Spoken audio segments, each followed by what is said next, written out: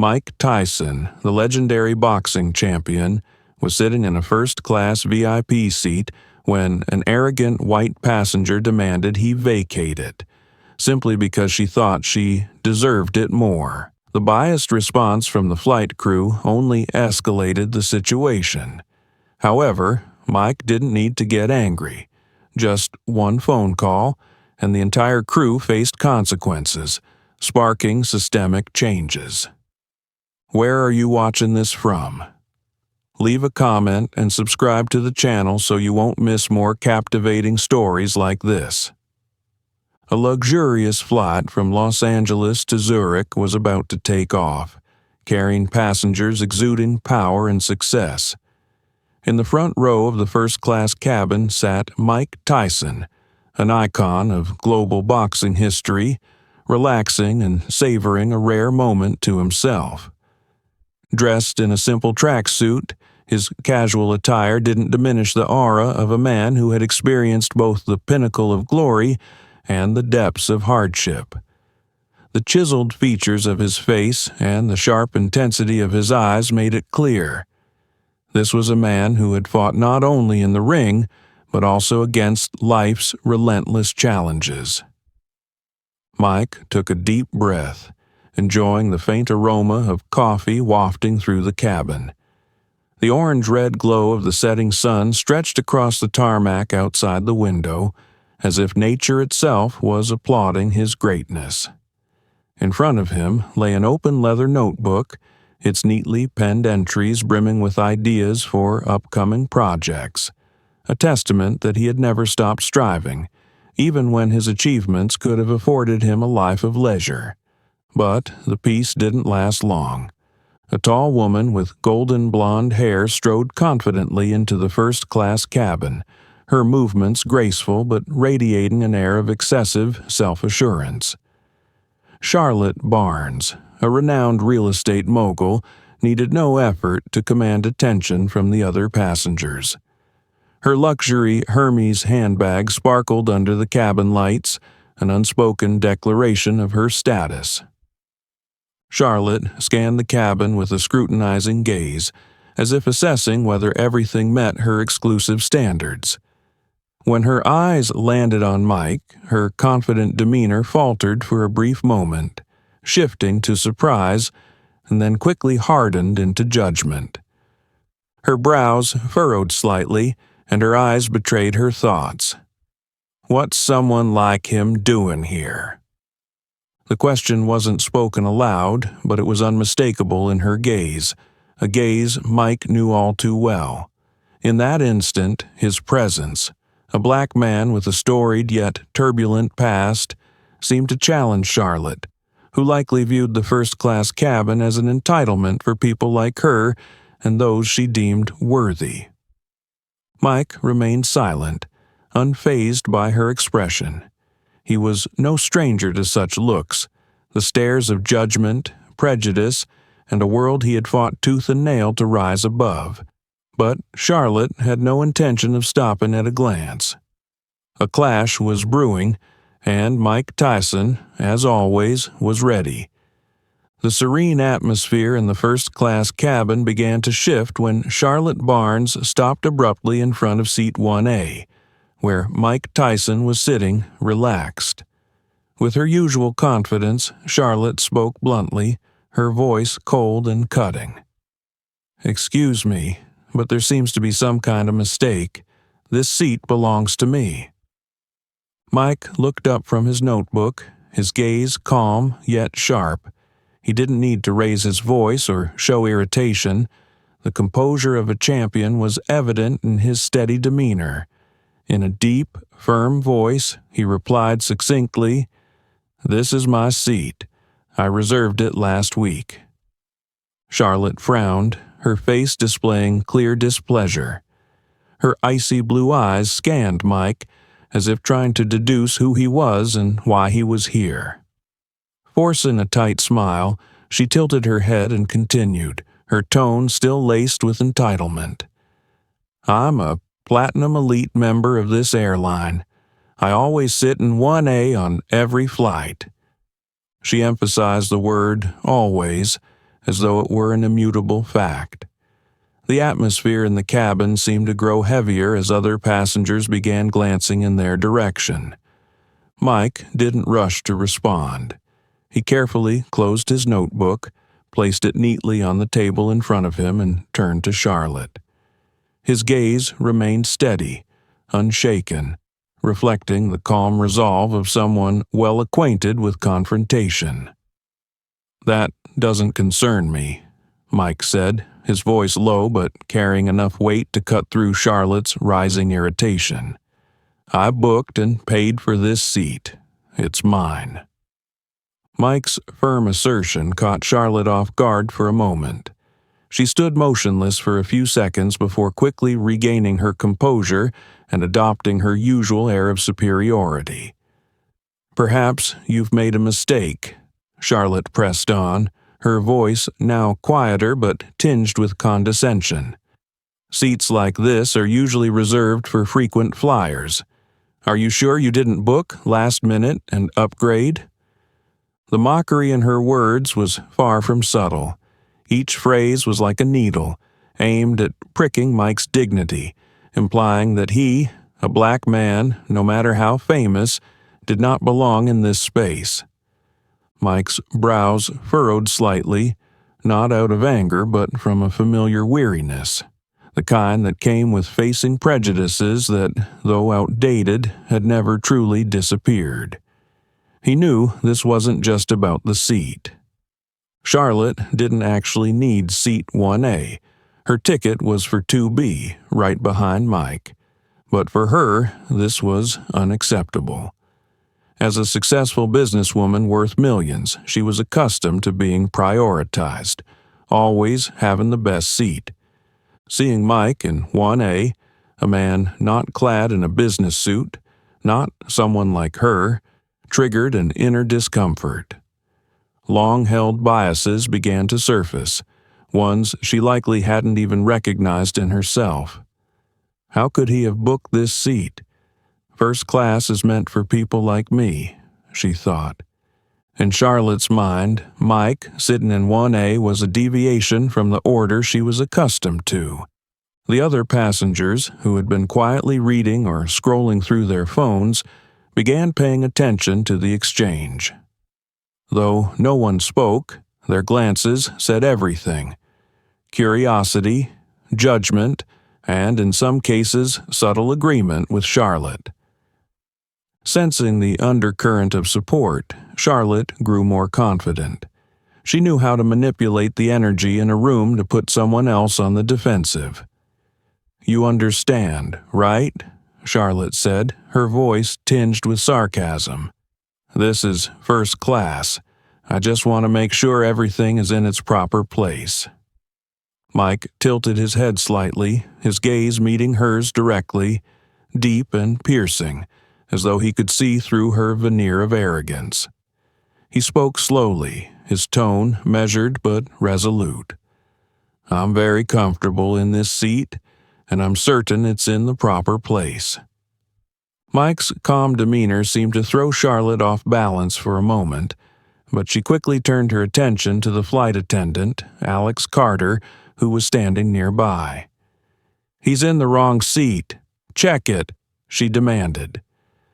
Alex, now caught in an uncomfortable situation, approached with a slightly uneasy expression.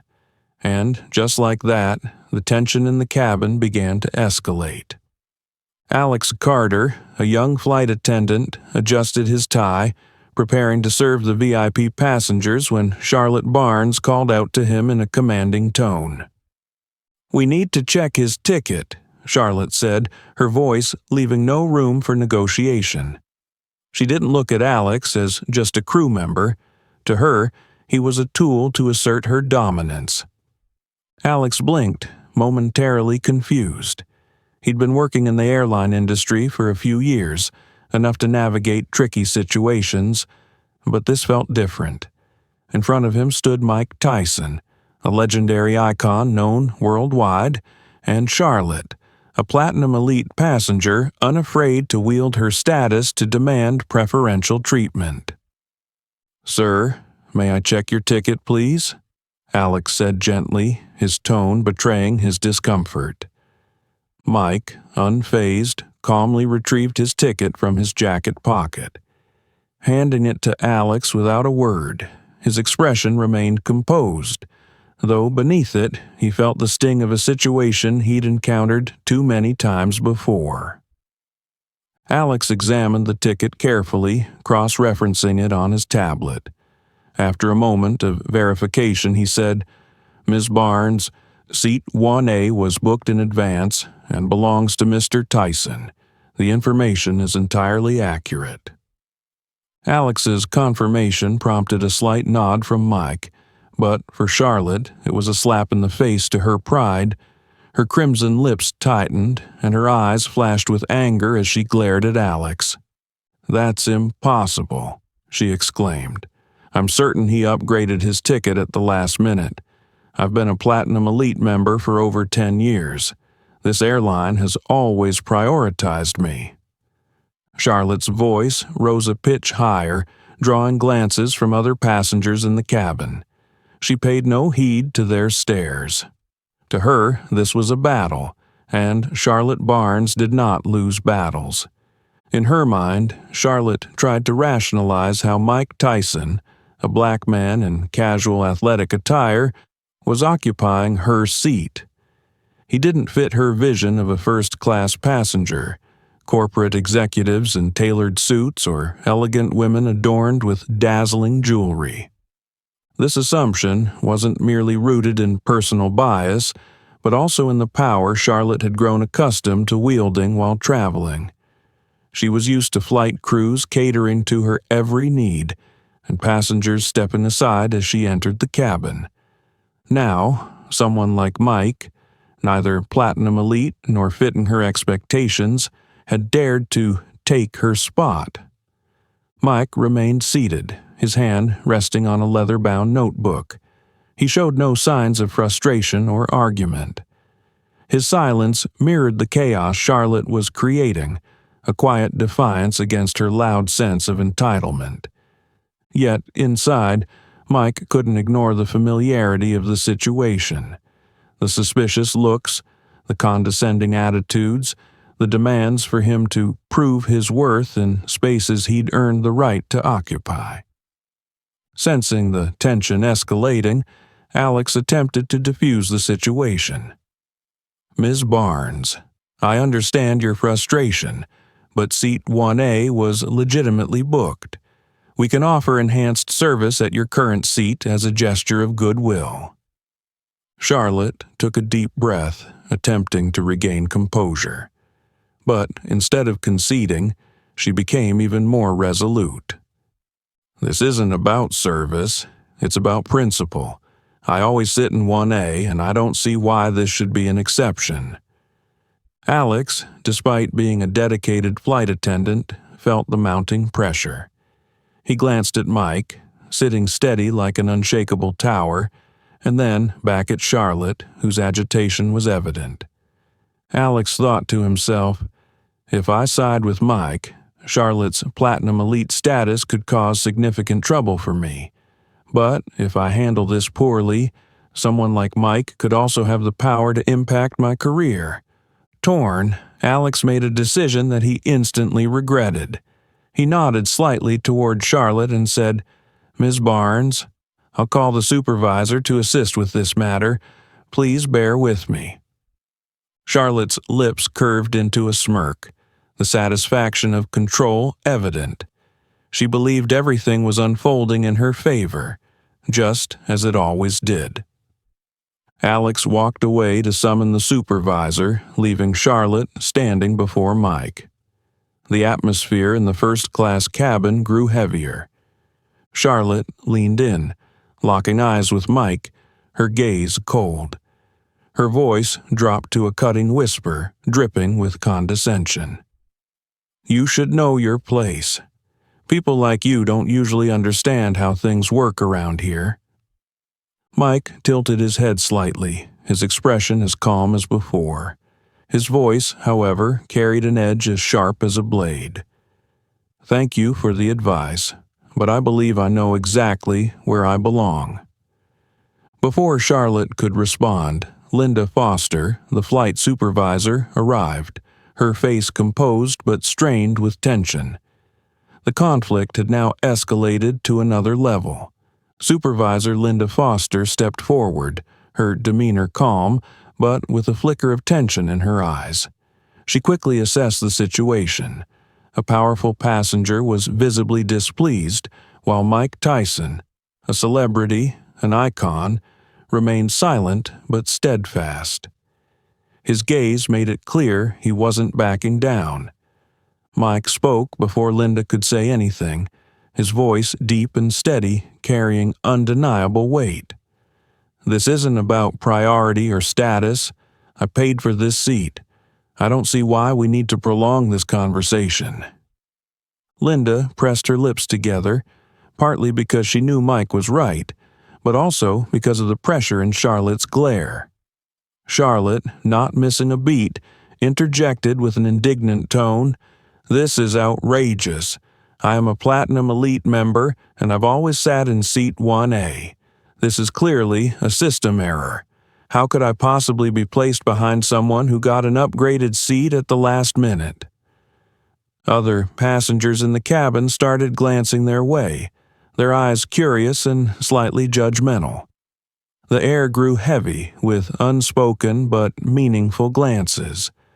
Some sided with Charlotte, sympathizing with her status, while others seemed to admire Mike's calm resolve. For Charlotte, this wasn't just about losing her favorite seat. It felt like a personal affront, a challenge to her sense of entitlement. She was accustomed to being respected, prioritized, and seen as part of the privileged class.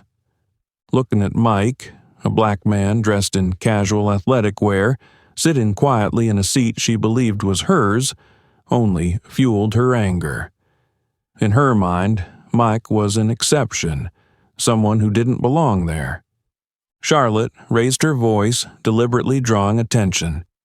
"Is this how the airline treats its Platinum Elite customers? I've been loyal to you for over 10 years, and now I have to argue with him."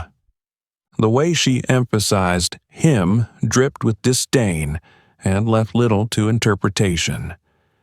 Mike leaned slightly forward, his gaze locking onto Charlotte's. There was no anger in his expression, just a calm intensity that was almost unnerving. He understood exactly what was happening. This wasn't just a dispute over seating. It was a confrontation with prejudice he knew all too well. He replied, his voice steady but firm, "You can think whatever you want, but this is the seat I paid for. You can go back to your own seat. I'm not going anywhere." The conviction in Mike's words made Charlotte hesitate momentarily. But instead of stepping back, she became even more aggressive. Linda turned to Mike, attempting to de-escalate the situation. "Mr. Tyson, we completely understand the circumstances, but to avoid unnecessary inconvenience and tension, would you consider moving to another seat? We have 2C available. It's still in first class and very comfortable." Mike interrupted her, his tone calm but with finality, as if ending the discussion. "No, this isn't about the seat. It's about principle. I booked this seat. I'm not moving." Linda exhaled softly, realizing she had hit a wall. She turned to Charlotte, whose arms were crossed, her face flushed with anger. Charlotte felt humiliated, challenged in front of the entire first-class cabin. She let out a derisive laugh, her voice cutting through the tension. "This is ridiculous. Who do you think you are? Do you have any idea how much money I've spent with this airline? People like me built the foundation for people like you to even have the chance to sit here." Her words exploded like a bomb in the confined space of the first-class cabin. Passengers froze, their expressions a mix of shock and discomfort. Mike straightened in his seat, putting down the notebook he had been holding. His eyes, now cold and piercing, locked onto Charlotte. People like me? Mike repeated, his voice soft but powerful. Charlotte fell silent for a moment, realizing she had crossed a line, but her pride wouldn't let her back down. Linda, standing between the escalating conflict, took a deep breath and spoke. Mrs. Barnes, I understand your frustration, but seat 1A was properly booked. We cannot ask Mr. Tyson to move. If you have concerns, I can connect you with our management team after the flight. Charlotte let out a sharp laugh, her tone dripping with sarcasm. Unbelievable. Is this how you treat loyal customers? I won't let this go. She turned on her heel and stormed off, though it was clear her anger hadn't subsided. Linda remained still, her eyes betraying her frustration as she realized the situation had spiraled out of control. Mike, meanwhile, calmly returned to his seat, picking up his notebook. His composure remained intact, but his eyes told a different story.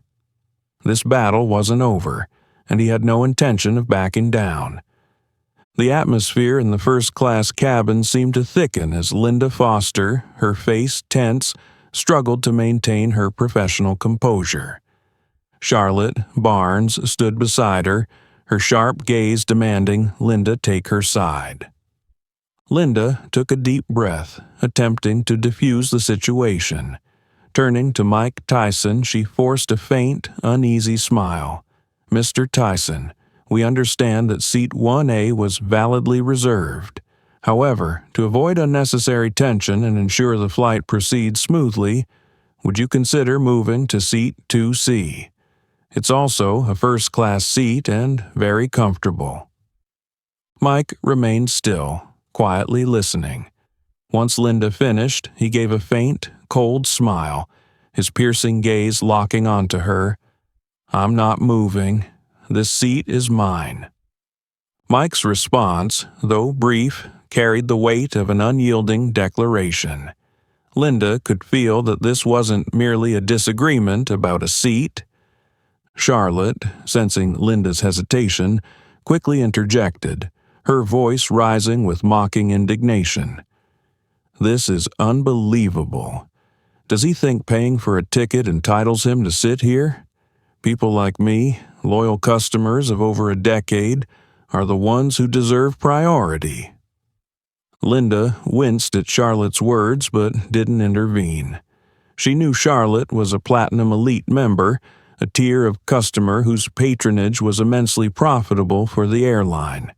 Mishandling Charlotte could lead to a complaint with consequences far beyond Linda's control. Mrs. Barnes, Linda began, her voice strained but measured, we're doing our best to resolve this situation.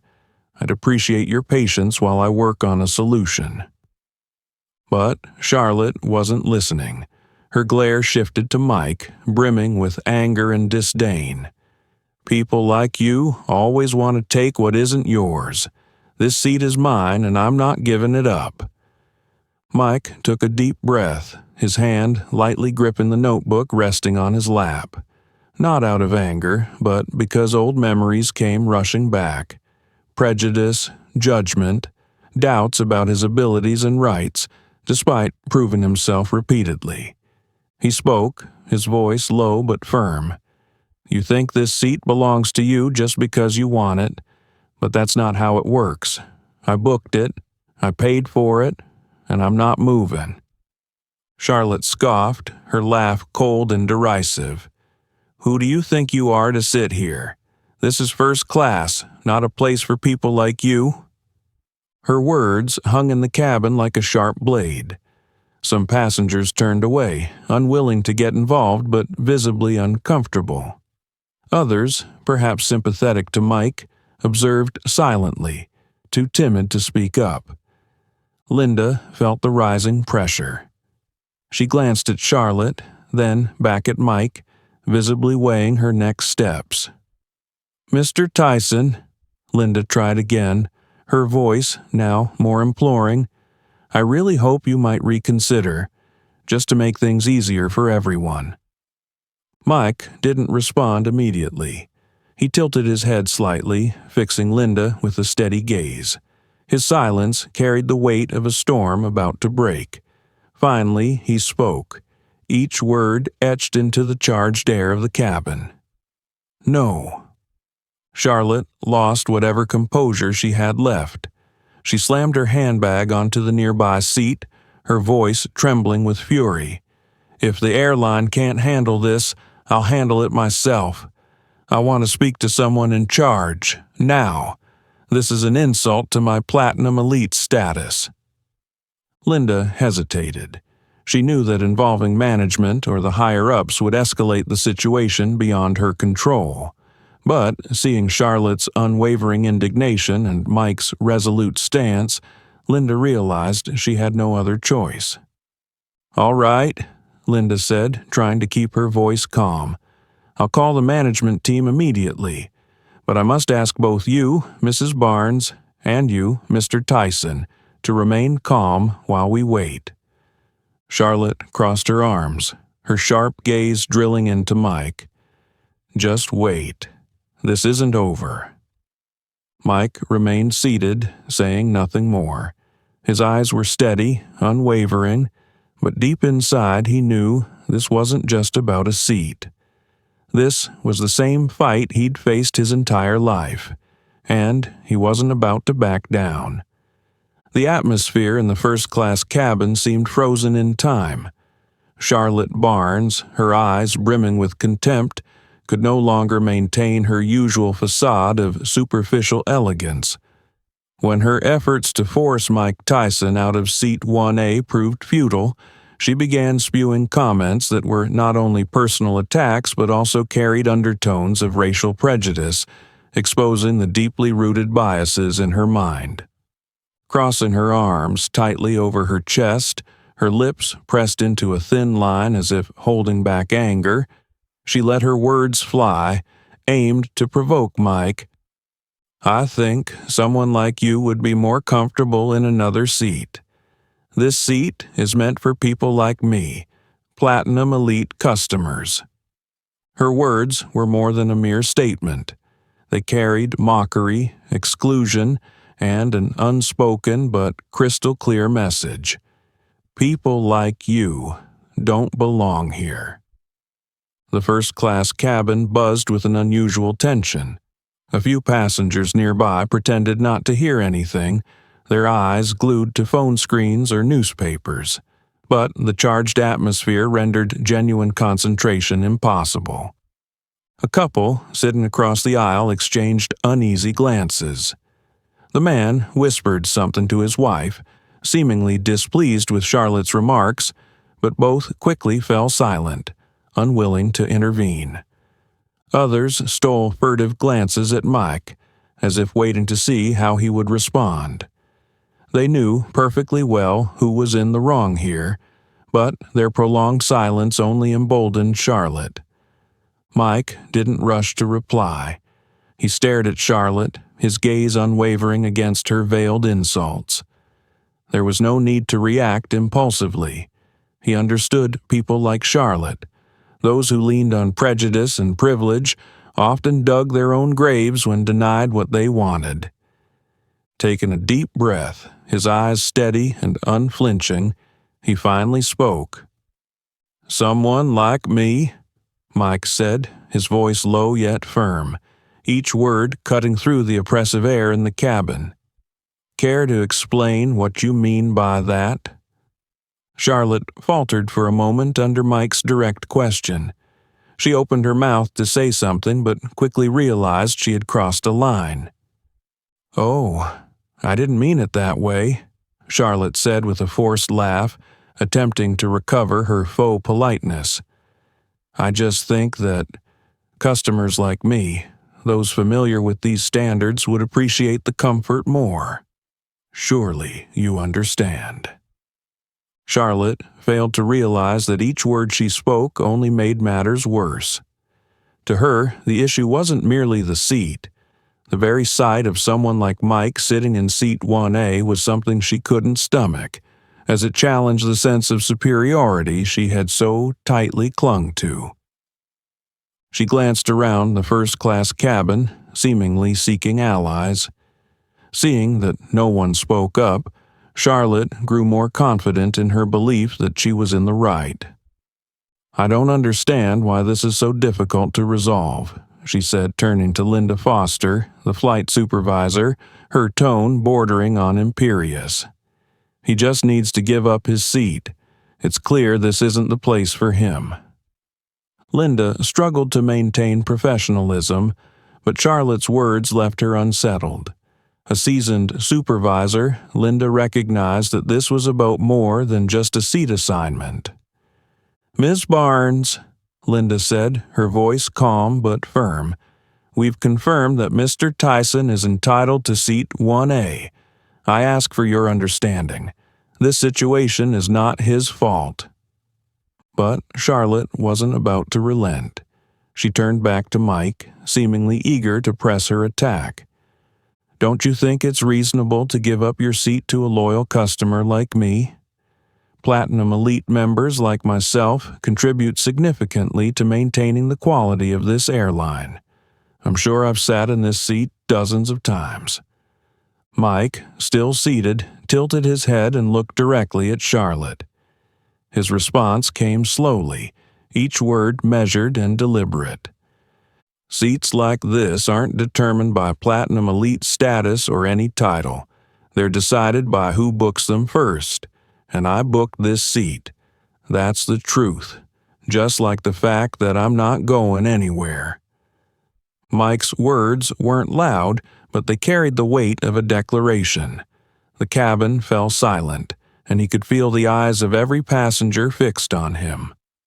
Charlotte, now out of options to reclaim control, began to laugh derisively, though her smile betrayed her growing unease. She turned to Linda as if trying to force her to take her side. "This is how your airline treats loyal customers? I can't believe it. Once again, I demand to speak to a manager immediately." Linda, realizing she had no other choice, called in the airline's management team to intervene. But, deep down, she knew this situation had escalated far beyond a simple seat dispute. Charlotte's remarks had gone from being personally insulting to laying bare the deep-seated prejudice she carried. Mike, meanwhile, remained silent. He simply looked at Charlotte, his gaze unwavering and resolute. He understood that in this battle, his calm and righteousness were his strongest weapons. As Charlotte continued to raise her voice, her words echoing throughout the first-class cabin, Mike Tyson maintained his calm demeanor. He didn't respond to her or even glance at Linda, who was visibly flustered. Instead, he quietly retrieved his phone from his jacket pocket, unlocked it, and scrolled through his contacts with sharp, deliberate eyes. The tension in the cabin intensified. Charlotte furrowed her brows, watching Mike's actions with suspicion, yet she remained clueless about his intent. A few other passengers, intrigued, subtly leaned closer, curious about what the boxing legend was planning. Mike selected a contact, pressed call, and lifted the phone to his ear. His deep, steady voice broke the growing silence. "Hey, Marcus. I'm on Flight 827. I need you to handle something for me. This isn't the first time I've dealt with something like this." His words made Charlotte hesitate. The name Marcus sparked an uncomfortable curiosity in her. This was not a casual phone call. Mike's tone, brimming with confidence, suggested that the person on the other end held significant influence. On the other side of the line, Marcus Caldwell, a member of the airline's board of directors, answered with professional composure, though he couldn't conceal a hint of unease upon hearing Mike's voice. Marcus was not only a business partner, but also a close friend of Mike's. He knew all too well that if Mike was calling him to intervene, it was a serious matter. "What's going on, Mike?" Marcus asked, his tone firm yet laced with concern. Mike's voice remained steady, but his words painted a clear picture of the situation. "Same old story, Marcus. Someone thinks Seat 1A doesn't belong to me. The crew hasn't been able to manage it. I don't want to escalate this, but if necessary, I'm ready to take it to the top." Marcus was silent for a moment, feeling the weight of Mike's words. Finally, he responded, his voice low and resolute. "I'll take care of it. Don't worry, Mike. This will be sorted out immediately." When Mike ended the call, he placed his phone on the table and stared straight ahead, utterly composed as if nothing significant had occurred. Yet, the atmosphere in the first-class cabin had undeniably shifted. Linda, though attempting to maintain her composure, couldn't hide her unease. She knew Mike had just contacted someone with the power to impact the airline, and this situation was far beyond her authority to resolve. Charlotte, on the other hand, couldn't conceal her growing apprehension. She crossed her arms, her eyes flickering with suspicion and a hint of anxiety. "Who did you just call?" Charlotte asked, her voice losing some of its earlier confidence. Mike turned to her, his gaze devoid of anger, radiating only a cool, detached calm. "Someone who can resolve this issue thoroughly." Charlotte was at a loss for words. Mike's simple yet pointed response left her too unsettled to retort. Linda stepped aside, picked up the airplane's intercom phone, and called ground management to report the situation. She understood that when a powerful passenger like Mike directly involved a board member, the matter would not end simply. Her voice softened as she relayed the situation, and when she hung up, she turned to Charlotte, attempting to maintain a neutral tone.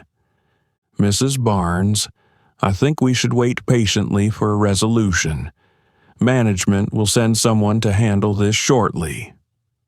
Charlotte glared at Linda, her disbelief evident. Inside her, indignation and frustration still simmered, but a thread of unease had started to creep in. Who is this man? She wondered. She couldn't deny that Mike's composed actions, his authoritative call, his quiet confidence, and his powerful yet understated demeanor had left her feeling outmatched. "Don't you think this could affect your job?" Charlotte said, trying to exert pressure on Linda to regain some control. Linda didn't respond immediately. She looked at Charlotte with weary eyes, as if silently conveying her reluctance to be caught in the crossfire of this confrontation. Other first-class passengers continued to observe the scene, though they tried not to make it obvious. A few exchanged subtle glances, curious about Mike's identity and the significance of his phone call. An elderly man, seated a row behind, leaned toward his companion and whispered, "He doesn't seem like an ordinary guy. We might have just witnessed a very important phone call." Another passenger, who had been annoyed by Charlotte's arrogance from the start, smirked slightly, as if anticipating her downfall. Mike knew he didn't need to say more. His calmness was the clearest statement he could make. Inside, he felt no anger. This wasn't the first time he'd faced prejudice, and it wouldn't be the first time he stood his ground. Sitting upright, Mike pulled out a leather-bound notebook and began jotting down a few notes, as if the confrontation hadn't fazed him. But behind his composed exterior, his sharp gaze betrayed his vigilance. He knew the battle wasn't over yet. The atmosphere in the first-class cabin grew tense as the airplane door opened once again, and two senior managers entered. Richard Hale and Emily Watson, names familiar to the flight crew, appeared, impeccably dressed in business attire, their faces set with stern expressions. Richard, a middle-aged man with graying hair, stepped in first. He said nothing, surveying the cabin with a cold, assessing gaze as if taking stock of the situation immediately. Beside him was Emily, a younger woman with her hair neatly tied back and an air of sharp professionalism. Linda Foster hurried forward, her face etched with tension. She understood all too well that the presence of Richard and Emily meant the situation had escalated to a critical level. "Linda, Alex," Richard said, his deep, commanding voice cutting through the quiet. "Follow us to the private area. We need to talk now." Linda nodded, her eyes betraying her worry. She glanced one last time at Charlotte and Mike before following Richard and Emily out of the cabin. Alex, the younger flight attendant, trailed behind, gripping his notepad tightly as if to steady himself. As they exited, the remaining passengers stayed silent, their eyes tracking the management team's every move. Mike Tyson remained seated, calm and unfazed. He knew that from the moment Marcus got involved, the matter was under control. Charlotte, on the other hand, was visibly losing patience. She crossed her arms tightly over her chest, her lips pressed into a firm line, her gaze shooting daggers at Mike. In the private area, Richard Hale stood straight, his hands clasped behind his back like a commanding officer. Emily Watson, holding a tablet, quickly scanned through the information Marcus had just sent from headquarters. "Linda, explain the entire situation to me," Richard demanded, his tone firm and unyielding. Linda, feeling the weight of the pressure, began to recount the events. A Platinum Elite passenger, Mrs. Charlotte Barnes, requested seat 1A, but the seat had already been assigned to Mr. Mike Tyson. Mrs. Barnes refused to accept this and pressured Mr. Tyson to vacate the seat. Richard raised an eyebrow, his voice growing colder. "And how did you handle this?" Linda hesitated, sweat starting to bead on her forehead. "I attempted to persuade Mr. Tyson to move to another seat, to avoid any conflict. I thought this would resolve the situation quickly." "And did you realize that your actions showed bias?" Emily interrupted, her voice sharp. "You coerced a passenger with legitimate rights to accommodate a Platinum Elite member. Do you think that aligns with our company policy?" Alex, standing nearby, opened his mouth to say something but quickly fell silent under Richard's steely gaze. Richard turned to Emily, his words as cutting as a blade. "Marcus called me directly. He said this passenger, Mr. Tyson, is not only a legend but a significant partner of the airline. The crew's actions have not only insulted him personally, but also tarnished our reputation." Emily nodded, her eyes filled with disapproval. "And if this incident were to reach the media, do you understand how severe the repercussions would be, Linda? Our airline would be criticized for unprofessional handling and potential discriminatory behavior." Linda lowered her head, realizing she had no excuses left. After the private discussion, Richard and Emily returned to the first-class cabin with resolute expressions.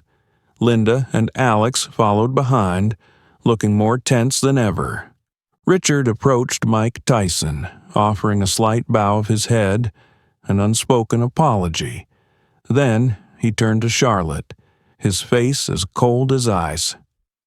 "Mrs. Barnes," Richard began, his voice firm but polite.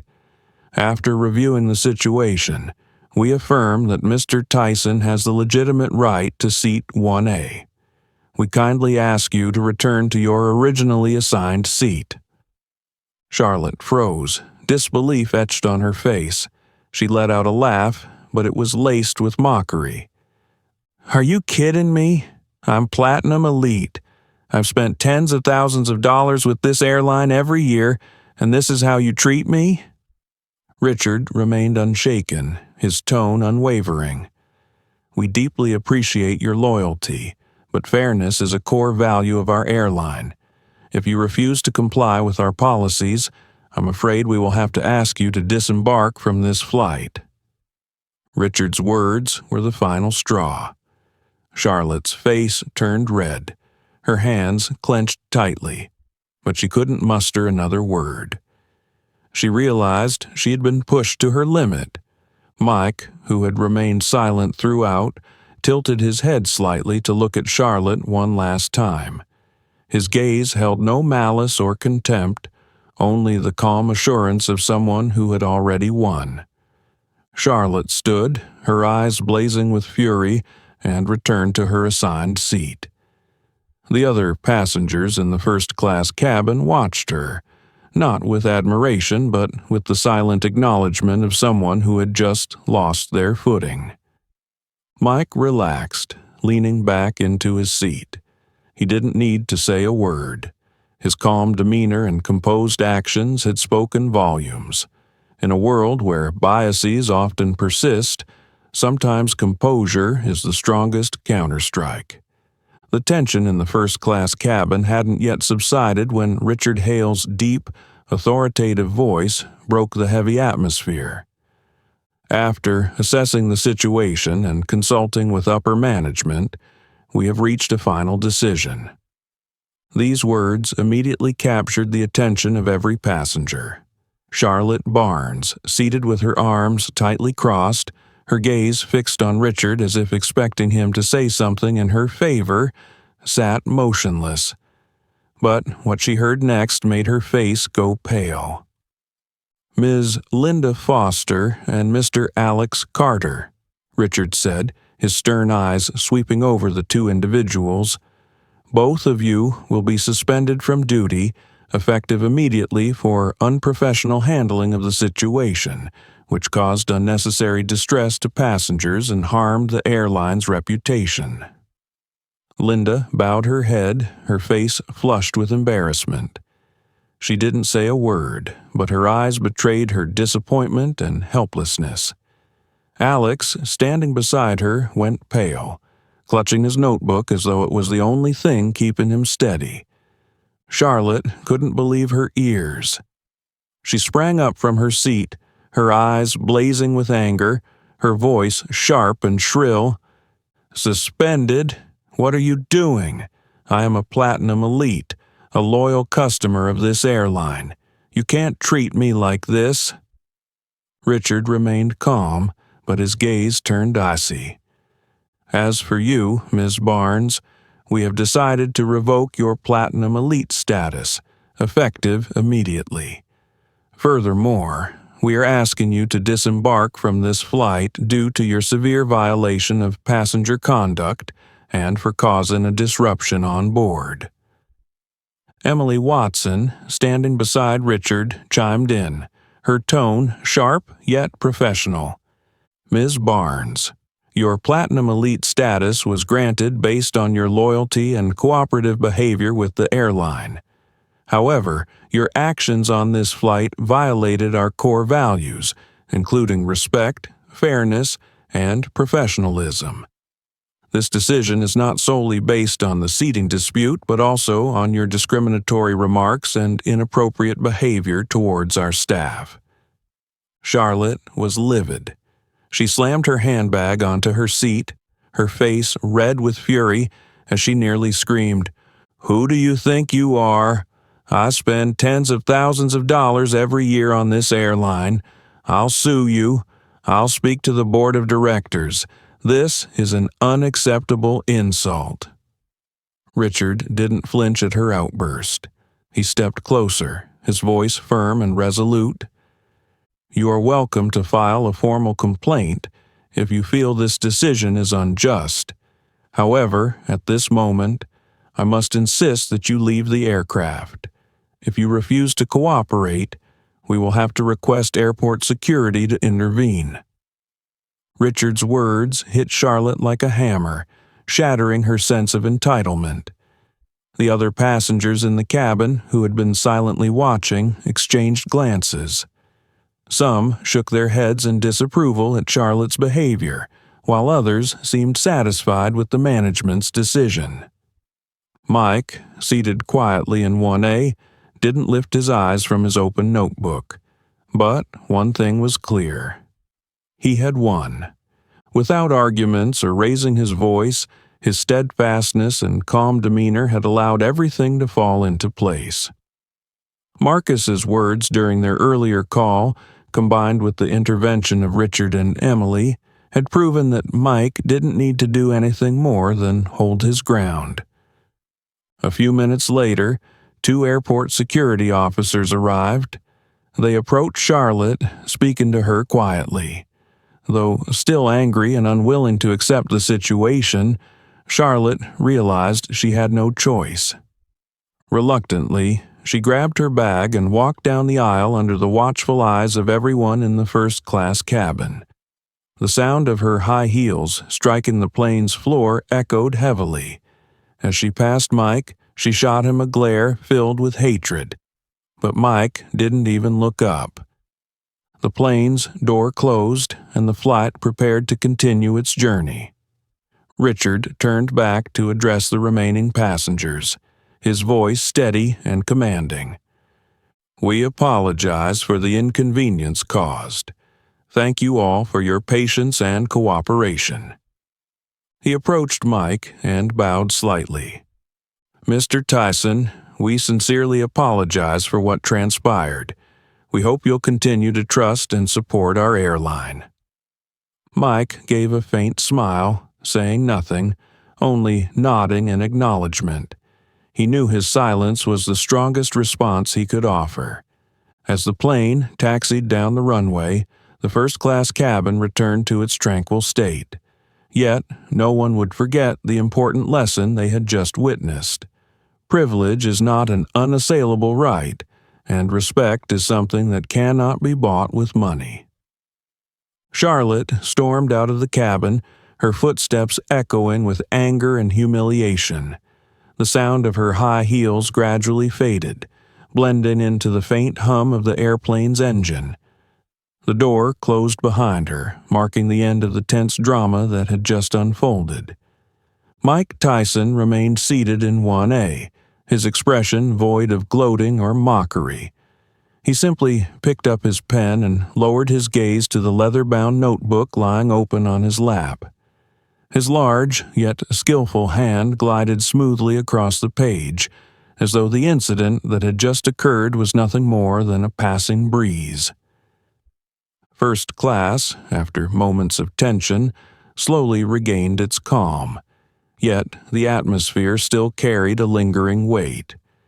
The passengers stole glances at Mike, no longer out of curiosity or judgment as they had earlier, but now with admiration.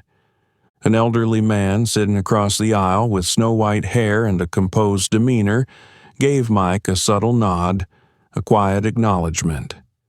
A young woman, seated a row behind, who had observed the entire scene with keen interest, smiled softly, seemingly impressed by his composure. No one spoke up. No one broke the silence. But deep down, there was a shared respect for Mike, a man who had triumphed not through shouting or arguments, but through quiet dignity. Under the gentle light of the cabin, Mike leaned back into his seat, his gaze drifting out the window. The golden lights of the runway shimmered against the night's darkness. He didn't feel joy or triumph because this wasn't a battle about winning or losing. Mike understood that this was a fight not just for himself. It was for everyone who had ever been underestimated or judged simply for not fitting into the image others expected of them. Charlotte's story wasn't new. Mike had encountered those same judgmental gazes on the boxing ring, in boardrooms, and even in places where respect and fairness should have prevailed. The passengers in the cabin, though silent, couldn't help but reflect on the unspoken lesson. Some recognized the emptiness of privilege and arrogance. Others saw the value of calmness, of the inner strength Mike had demonstrated. A man in a business suit sitting near the window murmured to his wife, "Remarkable. He didn't need to say much, but the way he handled it earned my respect." His wife nodded, her eyes still fixed on Mike. Someone like him doesn't need first class to prove his status. he embodies respect. Mike stopped writing, set the pen down, and closed his notebook. Leaning back in his seat, his eyes wandered outside. For him, the peace he felt wasn't just in the tranquil first-class cabin, but within himself. The satisfaction of having stood his ground and challenged prejudice with dignity. His gaze briefly met that of the elderly passenger across the aisle. Though no words were exchanged, the man's slight nod brought a faint smile to Mike's face. That was the power of mutual respect. Under the dim cabin light, the tension in Mike's face began to ease. No one could hear his thoughts, but the message he left in the cabin was unmistakable. Respect is not a privilege reserved for a few. It is a right for all. The airplane started to taxi down the runway, preparing for takeoff. Mike reclined in his seat, his eyes gently closing, yet he knew this moment would not end here. For many, the events of today would remain etched in memory. A lesson delivered without speeches, only actions.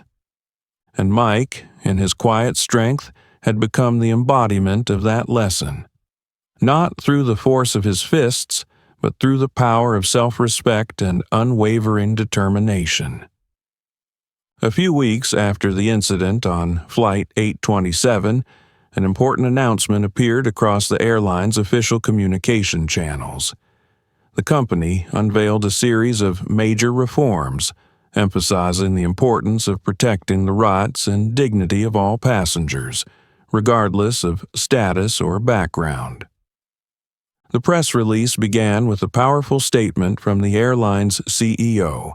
"We have always prided ourselves on first-class service and the professionalism of our team. However, the recent incident on Flight 827 made us realize there are still gaps in our system, particularly in handling sensitive situations involving bias and privilege. We are committed to change." One of the most notable reforms was mandatory diversity and inclusion training for all staff. The training program included the following key components: recognizing unconscious bias, implicit bias. Staff were trained to identify and eliminate hidden biases that could influence decisions and behavior. Handling sensitive situations.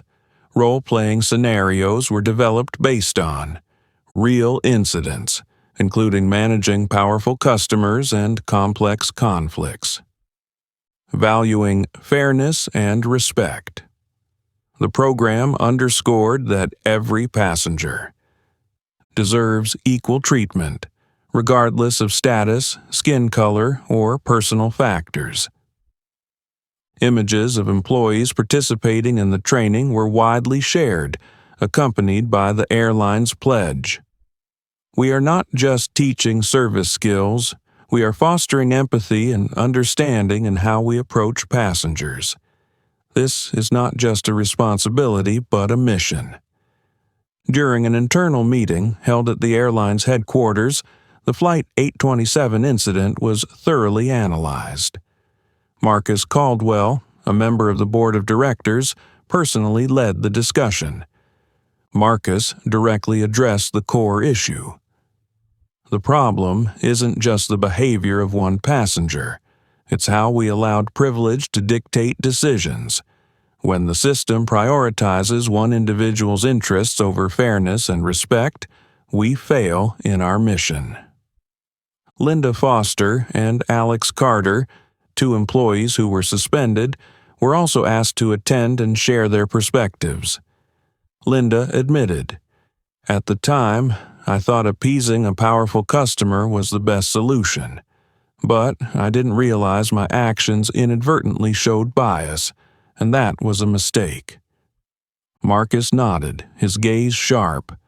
Recognizing the mistake is the first step, but we must ensure this never happens again. Though Mike Tyson's name wasn't mentioned in the official statement, it came up repeatedly in internal meetings. His story became a vivid example of addressing bias and privilege in real-world situations. A senior executive remarked during the meeting, "Mike Tyson is not just a customer. He is an icon." The way he remained calm and steadfast not only highlighted our shortcomings but also set a new standard for how we should treat all passengers. Marcus, a close friend and ally of Mike, concluded, "This incident is not just about a seat. It's a reminder that we must consistently prioritize fairness and respect, even under the pressure of privilege." The airline's announcement of reforms was met with positive public feedback. Many customers praised the company's transparency and commitment to change. A feature in a prominent aviation magazine stated, "The airline's actions are not just a remedy, but a powerful message. Respect cannot be bought, and privilege must not stand above justice." On social media, Mike Tyson's story became a source of inspiration. Many shared thoughts on how he handled the situation with calm and resolve. One standout post read, "Mike Tyson is not just a champion in the ring, he's a champion of fairness and dignity." He showed us that sometimes the greatest strength isn't in a punch, but in standing firm for one's principles. Under Marcus's leadership and the management team's efforts, the airline committed to rigorously upholding its new policies. They set a goal to become a model of fairness and inclusion for the entire industry. In a rare interview following the incident, Marcus stated, "We're not changing because of one incident. We're changing because it's the right thing to do. And if every small action today can make a difference for tomorrow, we're ready to start here." When asked about his thoughts after the incident, Mike Tyson simply said, "This wasn't my victory. It was a victory for respect." Through its reforms, the airline not only corrected its mistakes, but also laid the foundation for a lasting legacy, creating a space where everyone feels respected and treated fairly, no matter their status or background. And though weeks had passed, Flight 827 remained a memorable story, not just because of its conflicts but for the positive changes it inspired. A simple yet profound lesson emerged. Respect is not optional. It's mandatory. Flight 827 had long since ended, but its echoes still lingered. Mike Tyson, with his composure and steadfastness, not only defended his personal rights, but also laid an important foundation for systemic change. This story wasn't just about a seat. It was a profound lesson on self-respect, fairness, and the value of mutual respect. Charlotte Barnes, once proud of her Platinum Elite privileges, had now become the quintessential example of how privilege does not equate to absolute power. The airline's decision to revoke her membership status was enforced strictly. Not long after, a post emerged on a popular forum, allegedly written by Charlotte herself, expressing her dissatisfaction. "They treated me like a nobody, just because I demanded what I deserved. This isn't fairness. It's bowing to pressure." However, public reaction wasn't what she had hoped for. Most comments criticized her attitude, emphasizing that her arrogance and lack of respect were the root causes of the outcome. One comment, garnering thousands of likes, read, "Fairness isn't something you can buy with money or titles. Mike Tyson proved that respect isn't a privilege reserved for anyone. It's something everyone deserves." The image of Mike Tyson calmly sitting on Flight 827, composed and unwavering, became a symbol of the power of serenity. Without fists, without raised voices, he demonstrated that self-respect is the strongest weapon against prejudice and injustice. In an interview following the incident, Mike was asked about his feelings on becoming the center of a conflict. "It wasn't about me," he replied in a measured tone. "I just wanted to protect my rights like anyone else." But what I truly hope is that this story can help people understand that respect shouldn't depend on skin color, status, or title. It's something we all deserve. The airline, through bold reforms, turned this incident into an opportunity to reshape its image. The story of Flight 827 was no longer remembered as a scandal, but as a turning point. In a public address, the airline's CEO emphasized, "We've learned an important lesson. No one stands above the core value of respect, and we're committed to building a system where every passenger feels treated with fairness and kindness." The story of Flight 827 quickly transcended the scope of a personal incident. It became a symbol of the fight against prejudice and entitlement. A video capturing Mike Tyson calmly seated in 1A while Charlotte argued loudly went viral on social media. Comments praising his handling of the situation flooded in. Mike isn't just a champion in the ring, he's a champion of dignity. His steadfastness reminds us that sometimes you don't need to raise your voice to win. After losing her Platinum Elite status, Charlotte gradually retreated from the public eye. The doors she once believed were always open to her had now closed. Yet, this downfall brought her an unavoidable lesson. At a small gathering with friends following the incident, Charlotte quietly admitted, "I didn't think things would escalate this far. Maybe I was too arrogant, but I guess this is a lesson I needed to learn." The image of Mike Tyson on that flight wasn't just a standalone story. It served as a reminder that respect isn't something to be granted or stripped away by anyone. A journalist, in a final commentary on the incident, wrote, "This story is a reminder that privilege doesn't equate to power, and strength doesn't come from oppression. Mike Tyson showed us that sometimes the greatest strength lies in holding firm to your values, even in the face of contempt and prejudice." Flight 827 is now remembered as more than just a journey from Los Angeles to Zurich. It has become a symbol of profound change in how people treat one another and how a system recognizes the values of fairness and respect. Mike Tyson, continuing his journey, has left a legacy not just in the boxing ring, but in people's hearts. A legacy that reminds us that sometimes calmness and steadfastness can change the world. The story of Flight 827 isn't just about a confrontation over a seat. It's a symbol of the fight against prejudice and entitlement. Mike Tyson, with his calmness and determination, reminded us that respect isn't a privilege. It's a basic right for everyone. What do you think about how Mike handled the situation? If you were in a similar position, how would you react? Share your thoughts in the comments below. We'd love to hear from you. If you found this story inspiring, don't forget to like, share to spread the message, and subscribe to our channel so you won't miss meaningful content in the future. Thank you for watching, and we'll see you in the next story.